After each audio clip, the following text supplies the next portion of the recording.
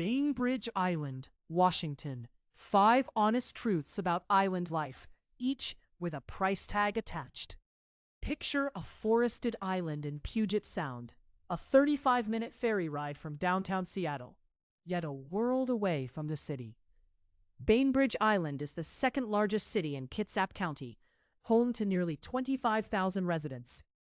Over the next few minutes, we'll count down 5 things to know before you move here.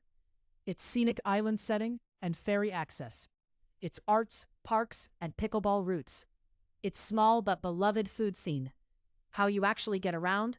And finally, what homes really cost. Each one sounds like a postcard, but every postcard here comes at a price, and that price is the thread tying all 5 together. Number 5. Bainbridge Island really is the scenic escape it's sold as. Sitting in Puget Sound in Kitsap County, it's a 35-minute ferry ride from downtown Seattle, with views toward the Cascade and Olympic ranges. Its terrain runs from sandy beaches to forested parks, and it's connected to the Kitsap Peninsula by the Agate Pass Bridge. So here's the truth. The beauty is real. But here's the trade-off. It's an island, and there are only 2 ways off it: the Washington State Ferry or that single bridge at the northwest corner. Miss a sailing and you wait. And sailings cluster at commute hours and stretch out at night. So timing your trips becomes second nature. That isolation is exactly what keeps the island green and quiet. And it's also exactly what makes living here cost more. In time, in fares, and in home prices. Number 4. For a town its size, Bainbridge punches above its weight on culture. This is the birthplace of pickleball, invented here back in 1965. Public art dots the island, from Pia the Peacekeeper to Synergy, alongside galleries, studios, and green spaces like Sakai Park and Manitou Beach Park. The truth is, there's a genuine, walkable arts core near Winslow. The trade-off is scale. This is small-town culture, not big city density. So the galleries, the parks, and the events are spread across a car-dependent island, and the calendar is thinner than Seattle's. A summer studio tour and a handful of festival weekends draw crowds. Then the calendar quiets right back down. And the same charm that draws people here, the quiet, curated, small-town feel, is a big reason demand stays high and prices climb. You're paying a premium for less, not more. Number 3. The food scene is small, but locals genuinely love it. The pizzeria That's a Some Pizza pulls a 4.2 rating across 370 reviews. Storyville Coffee Company sits at 4.6. Bainbridge Brewing matches it at 4.6 for craft beer. Sweet Dahlia Baking earns a 4.7 for pastries. And Tacos El Barbón rounds it out at 4.3. The truth is, the quality is high. The trade-off is quantity. Most of these cluster near Coppertop Loop and Winslow, so you're driving to dinner. And for real variety, you're catching a ferry into Seattle. Island prices apply too. You pay a little more for the privilege of a short menu in a small town. And outside Winslow, choices thin out fast once the dinner rush ends. Quick note, if these honest breakdowns are helpful, a like really does help the channel keep making them. Number 2. Getting around is doable, but it's built around the car and the boat. The walk score is just 26, officially car-dependent. The bike score is a friendlier 58, and there are 5 bus routes plus a transit score of 25. So some transit exists.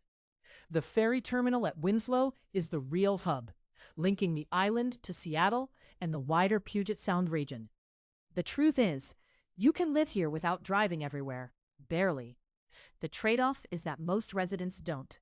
With a walk score that low, daily life means a car, and commuting means building your day around departure times, fares, and the traffic backing up toward the dock.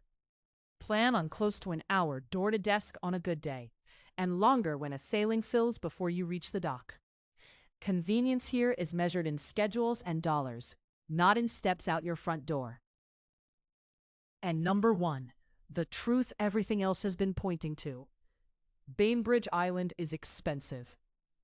The median home value climbed from about $685,000 in 2018 to just over $1 million by 2022. And Zillow now estimates it around $1.2 million. The median sale price sits near $1.5 million, up roughly 14% in a single year. And homes here sell in about 6 days, with only around 40 on the market at a time. Compare that to Seattle's median near $880,000, and the national figure around $280,000, and the gap is staggering. Renters feel it too. A 2-bedroom that ran about $1,250 in 2018 now runs close to $2,500. So here's the final trade-off, and it's the simplest one. Everything Bainbridge offers, the island calm, the views, the small town quiet, is real. You just have to be able to afford the door. So let's bring it home. Number 5. Bainbridge is a stunning Puget Sound island. But it's an island, reachable only by ferry or one bridge. Number 4. The arts, parks, and pickleball heritage are real. But it's small town scale, not city density. Number 3. The food scene is high quality, but small and car dependent. Number 2. You'll need a car and a ferry schedule, because daily life isn't walkable. And number 1. The views and the calm come wrapped in $1 million plus price tag. So who is Bainbridge Island for?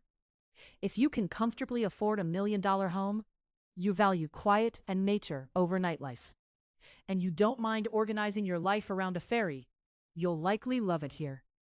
If you need walkable convenience, a deep restaurant bench, a short cheap commute, or an entry price under $1 million, this probably isn't your island. Tell me in the comments, would the 35-minute ferry be a deal breaker for you? Or the perfect buffer between you and the city? If this honest breakdown helped, like the video and subscribe, because we're breaking down Seattle area towns just like this.